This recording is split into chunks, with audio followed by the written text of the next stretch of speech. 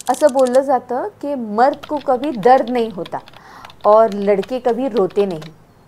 वेल, हे दोन्ही गोष्टी किती चुकीची आहे.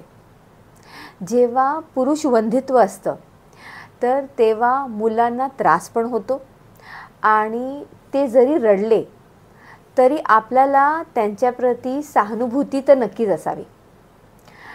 कधी ते बोलून दाखवू देऊ नको, पण आपल्याला ही माहिती असायला पाहिजे की इन्फर्टिलिटी किंवा वंधित्व आणि ते पण पुरुषांमुळे जर होत असेल तर त्यांना पण आपल्या प्रेमची, आपल्या सहकार्याची आणि आपल्या त्यांच्याप्रती आपल्याला समजदारी हे बाळगायला पाहिजे. मेल इन्फर्टिलिटीमध्ये आज आपण काही मिथ म्हणजे काही गैरसमज किंवा जे काही बरोबर आहे त्याच्याबद्दल थोडंसं बोलूया. वेल, असं बोललं जातं मेल्समध्ये की मेल कधी इन्फर्टाईल होऊ शकत नाही, म्हणजे पुरुषांमध्ये वंधित्व होऊ शकत नाही. तर ह्याचं उत्तर काय वाटतं तुम्हाला? वेल, पुरुषांमध्ये 50 ते 60% पर्यंत वंधित्व होऊ शकतं.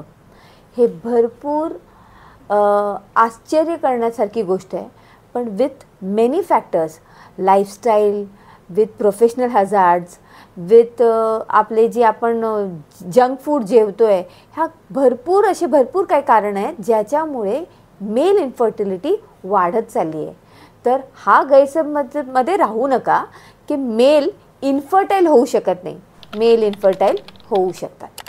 अजून एक मिथ आहे की टाईट जीन्स घातली की टाईट अंडरवेअर घातली की मेल इन्फर्टिलिटी होतं, पुरुषांमध्ये वंधित्व होतं. वेल, टाईट कपडे घातले की वंधित्व होतो का? तर उत्तर नाही आहे. पण ॲटलिस्ट रात्री झोपताना तुमचे अंडरगार्मेंट्स किंवा तुमचे टाईट पॅन्ट्स जर थोडे सैल केले तर पुरुषांचे जे जेनायटेलियाज आहे, रिप्रोडक्टिव्ह सिस्टम आहे, त्यांना थोडंसं एरिएशन भेटेल, त्यांचं टेम्परेचर थोडंसं कमी होईल आणि त्यामध्ये त्या पेशंट्समध्ये स्पर्म क्वांटिटी आणि क्वालिटी हे इम्प्रूव्ह होऊ शकते. तर पूर्ण हे बोलणं की टाईट जीन्स घातली की वंधित्व होऊ शकतं हे जरी चुकीचं असेल, पण नेहमी टाईट कपडे घालू नये.